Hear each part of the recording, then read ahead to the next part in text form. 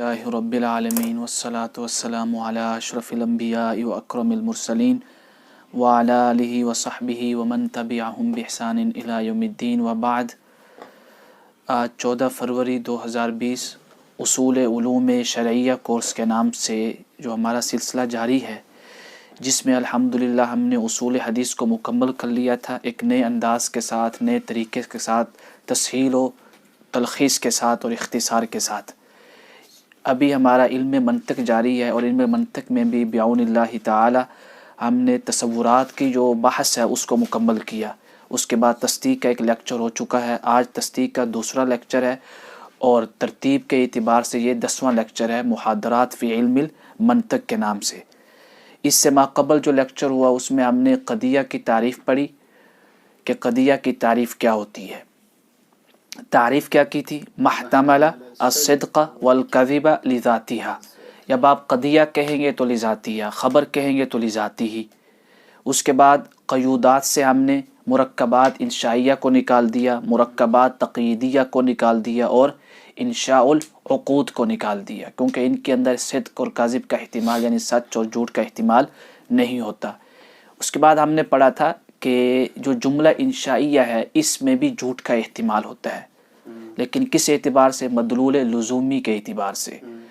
کوئی بھی جملہ آپ بولتے ہیں اس کے دو مدلول ہوتے ہیں، مدلول مطابقی، مدلول لزومی، کہ وہ جو جملہ آپ نے بولا ہے اس جملے کو اسی معنی میں استعمال کریں جس کے لیے وضع کیا گیا، یہ مطابقی ہے۔ جیسے آپ دلالت المطابقہ پڑھ چکے ہیں۔ مدلول لزومی کیا ہے؟ کہ جو جملہ آپ نے بولا ہے، جو لفظ، اس کو اس معنی میں استعمال نہ کریں جس کے لیے وضع کیا گیا، بلکہ اس کے لزوم کے معنی میں استعمال کریں۔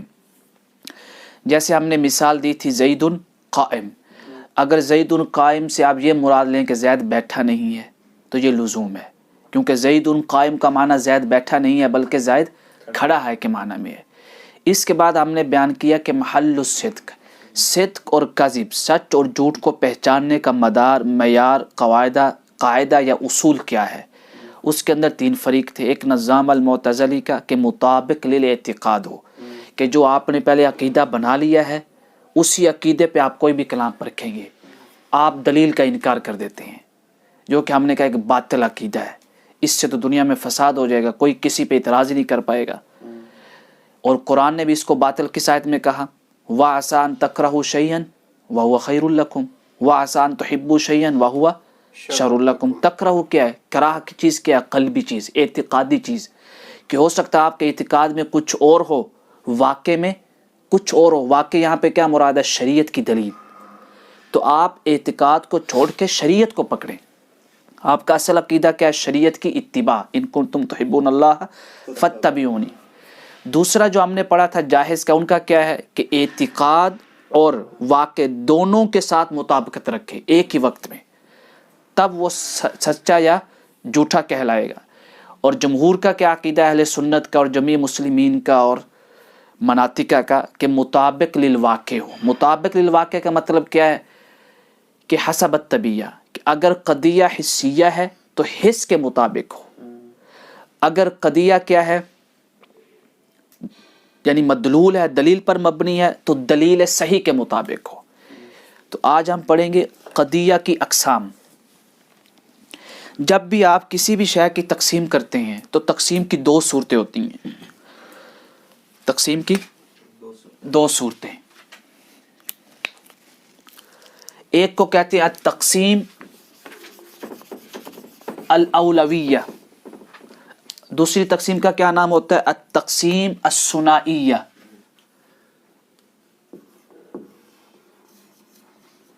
التقسیم کتنی قسمیں ہیں؟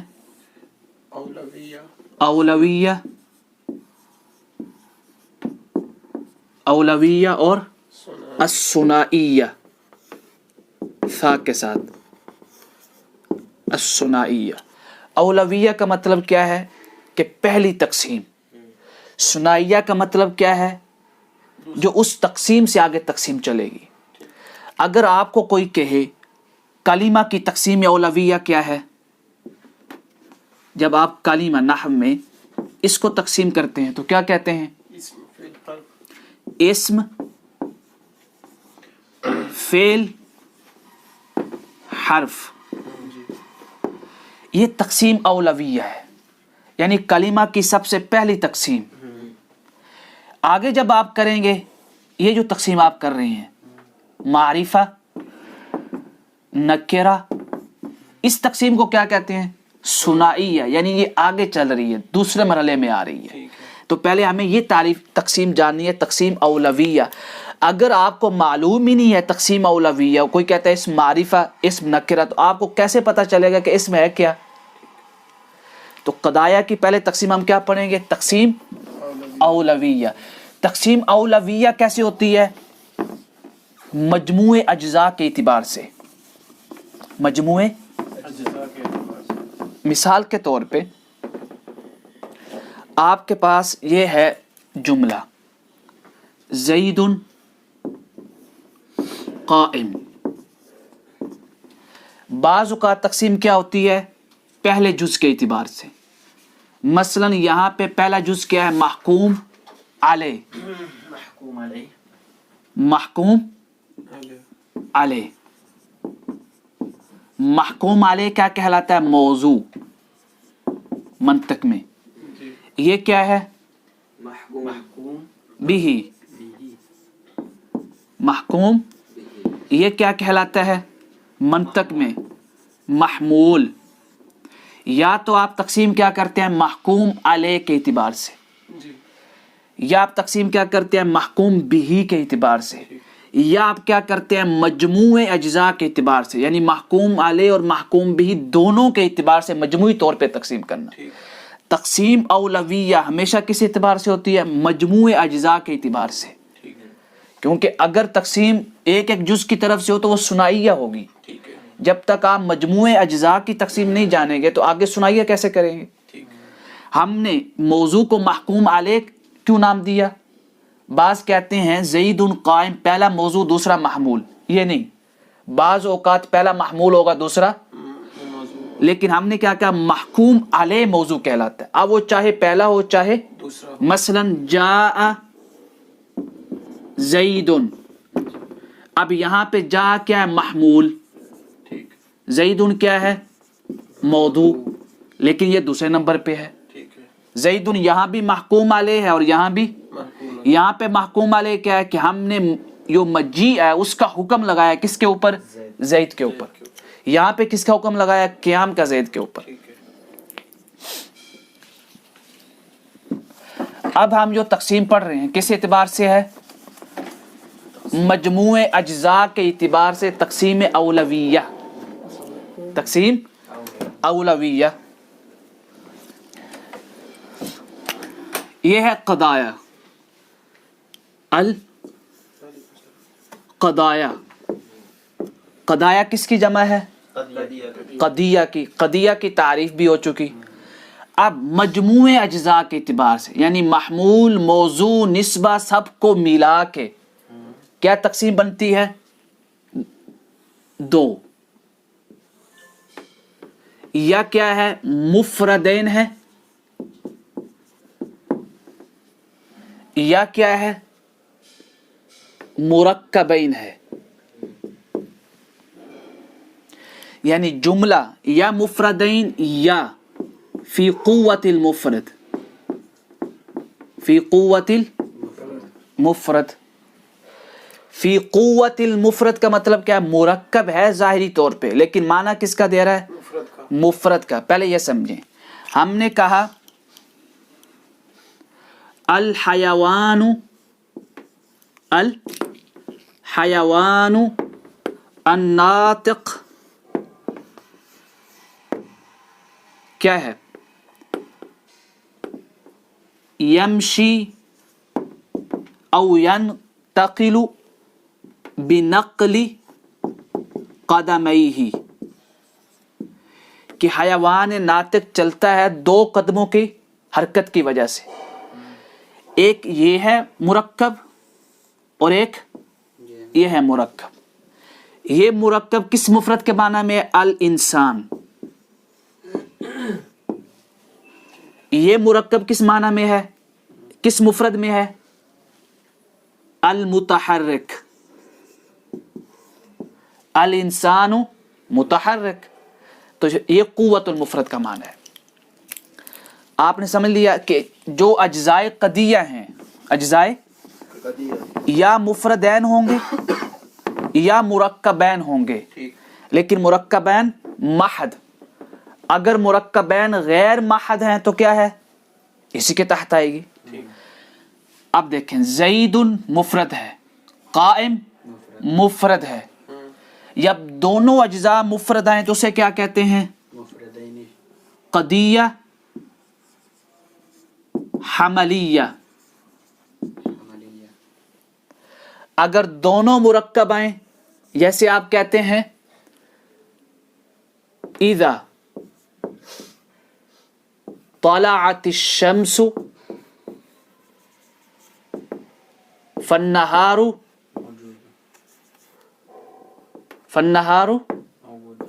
موجود. ایک یہ ہے اور ایک یہ ہے، دونوں مرکب ہے یا نہیں؟ ایک طلعت الشمس ہے اور دوسرا النہار موجود، دونوں قدیے ہیں. طلعت الشمس میں بھی پورا قدیہ ہے اور نہار موجود میں بھی پورا قدیہ. طلعت الشمس میں فعل با فاعل ہے، نہار موجود میں کیا ہے؟ مبتدا خبر. اب جزا کہہ لیں اس کو. اب یہ جو مرکب ہے اس کو کیا کہتے ہیں؟ قدیہ شرطیہ. قدیہ شرطیہ. قدیہ دونوں میں کامن کیا ہے؟ دونوں میں لفظ قدیہ، لفظ یہ کامن ہے. یہ کیا ہے؟ متفرق ہے. قدیہ آپ جان چکے کہ دونوں کو قدیہ کیوں کہتے ہیں؟ قدایا کی قسم ہے، لیکن قدیہ کیوں کہتے ہیں؟ کیونکہ اس میں سچ اور جھوٹ کا احتمال ہے. اور ہم نے کہا تھا قدیہ کس اعتبار سے کہتے ہیں؟ حکم کے اعتبار سے، کہ اس میں کسی شے کا اثبات یا نفی ہوتی ہے. یہ حملیہ کہلاتا ہے. یہ شرطیہ کیوں کہلاتا ہے؟ حملیہ اس لیے کہلاتا ہے کہ اس میں ایک جز کو دوسرے پہ محمول کیا جاتا ہے. مثلا قائم کو زید پہ محمول کیا ہے، یعنی زید کے لیے ثابت کیا ہے. شرطیہ میں کیا ہوتا ہے؟ شرط ہوتی ہے، یعنی ادوات شرط آتی ہیں، اس لیے اس کو شرطیہ کہتے ہیں. اذا ہو گیا، متا ہو گیا، مہما ہو گیا، لو ہو گیا، ان ہو گیا، جو ادوات شرط ہیں. یہاں پہ کلیئر؟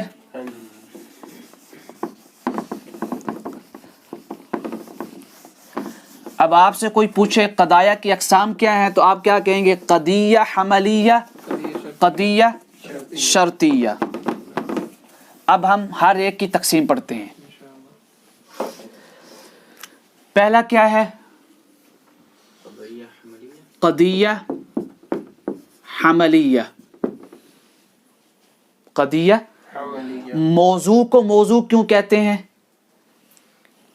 ہم نے کہا زید قائم. زید کیا ہے؟ موضوع ہے. موضوع کیوں ہے؟ پہلے ہے یا محکوم علیہ ہے؟ محکوم علیہ ہے. پہلے ہو تو پھر تو ہر جگہ پہلے موضوع کہلانا چاہیے. ہم نے اس لیے قید کیا لگا رہے ہیں؟ محکوم علیہ، یعنی اس کے اوپر حکم لگا. تو زید کو موضوع کیوں کہتے ہیں؟ کیونکہ زید کو حکم کے لیے وضع کیا گیا ہے. قائم کو محمول کیوں کہتے ہیں؟ کیونکہ اس کو وضع کیا گیا ہے زید کے اوپر محمول کرنے کے لیے، کہ یار آپ میرے اوپر ایسی چیز کیوں لاد رہے ہیں جس کے اندر میری طاقت نہیں ہے. یعنی آپ مجھے ایسی چیز کا حکم کیوں دے رہے ہیں جسے میں کر نہیں سکتا. معنی سمجھ آ گیا؟ یہ جو قدیہ حملیہ ہے اس کی اب تقسیم دیکھیں. آپ صرف ایک مثال ذہن میں رکھیں، زید قائم. یا تقسیم موضوع کے اعتبار سے ہوگی، یعنی موضوع کی طرف آپ نے دیکھنا ہے کہ موضوع جزئی ہے یا کلی ہے. جزئی کا معنی کیا ہے؟ جزئی کے کل کا ہو تو مرکب، لیکن کسی اس کے تحت جو افراد ہیں وہ جزئی کا مطلب یہ ہے کہ جس کا آپ نے تصور کیا ہے ذہن میں، تصور کرنے کے بعد کثیر افراد نہیں آئے، صرف ایک ہی فرد آیا. کلی کا مطلب کیا ہے؟ کثیر افراد آئے ہیں، یعنی یا تو موضوع کی طرف دیکھنے کے اعتبار سے تقسیم ہوگی، موضوع کی طرف دیکھنا ہے۔ جب ہم موضوع کی طرف دیکھیں قضیہ حملیہ کی تقسیم کے وقت، اب آپ کیا کہیں گے؟ اقسام القضیہ الحملیہ کس اعتبار سے؟ حیثیہ کیا ہے؟ باعتبار النظر الى الموضوع، کس اعتبار سے تقسیم کر رہے ہیں؟ موضوع کے اعتبار سے۔ ہم نے کہا موضوع کی دو ہی صورتیں ہو سکتی ہیں، یا جزئی ہے یا جزئی کلی۔ کس اعتبار سے تقسیم ہے؟ تصورات میں پڑھ چکے ہیں۔ جزئی کلی تقسیم ہے معنی کے اعتبار سے۔ مفرد مرکب کس اعتبار سے تقسیم ہے؟ الفاظ کے اعتبار سے۔ تو یا کیا ہے؟ جزئی ہے۔ کیا ہے؟ جزئی۔ یا کیا ہے؟ کلی۔ جزئی مطلب کہ ذات مشخص ہو، کیونکہ ذات مشخص ہی ایسی ذات ہے کہ جس کا تصور کرنے سے غیر کا احتمال نہیں آتا۔ اب جزئی زید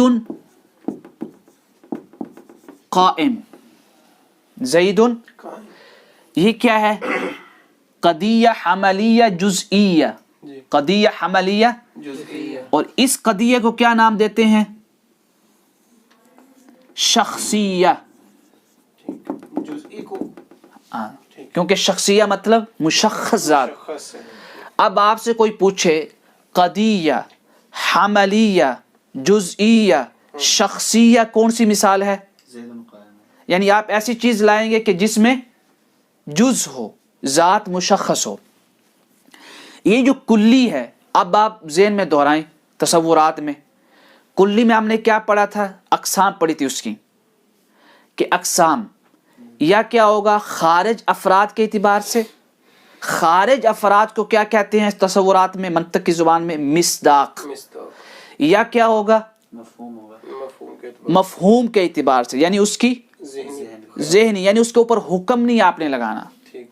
مانا سمجھا؟ یعنی افراد کے حکم نہیں لگا۔ تو کتنے ہو جائیں گے؟ کلی، مفہوم اور مصداق۔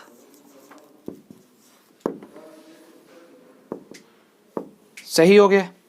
یہ جو مفہوم ہے، مفہوم کا معنی کیا ہے؟ کہ آپ کلی لا رہے ہیں موضوع، آپ کس کے اعتبار سے تقسیم ہے؟ موضوع کے اعتبار سے۔ تو آپ اب موضوع کی بات چلیں گے نا، کہ موضوع کلی ہے، لیکن آپ موضوع کے افراد پہ حکم نہیں لگا رہے، اس کی طبیعت پہ حکم لگا رہے ہیں کہ موضوع کی طبیعت کیا ہے، جنس ہے، نوع ہے، فصل ہے، خاصہ ہے، کیا ہے، بقطع النظر عن الافراد، افراد کو دیکھے بغیر۔ مثلا ہم نے کہا الانسان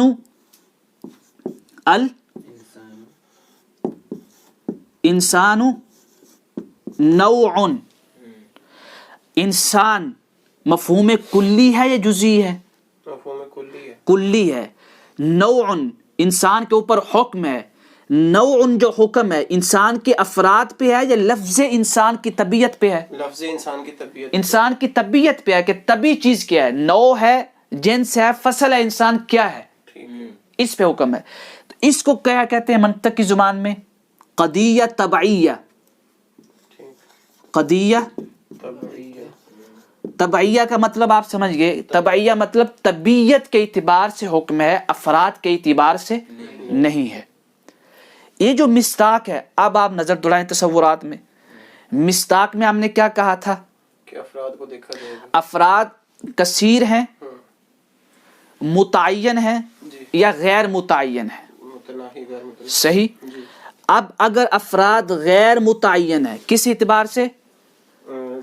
یعنی بدون الکمیہ، بدون الکمیہ مطلب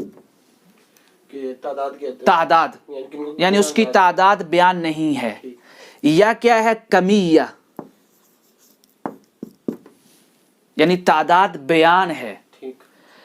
اب اگر تعداد بیان نہیں ہے کہ کتنوں پہ حکم ہے، بعض پہ، کل پہ، کتنوں پہ، تو جب تعداد بیان نہیں ہے اس کو کیا کہتے ہیں؟ محملہ. اس کا نام کیا ہو گیا؟ محملہ. محملہ کا مطلب کیا ہے؟ لفظ محمل نہیں، تعداد محمل ہے کہ تعداد بیان نہیں. قرآن نے کیا فرمایا؟ والعصر ان الانسان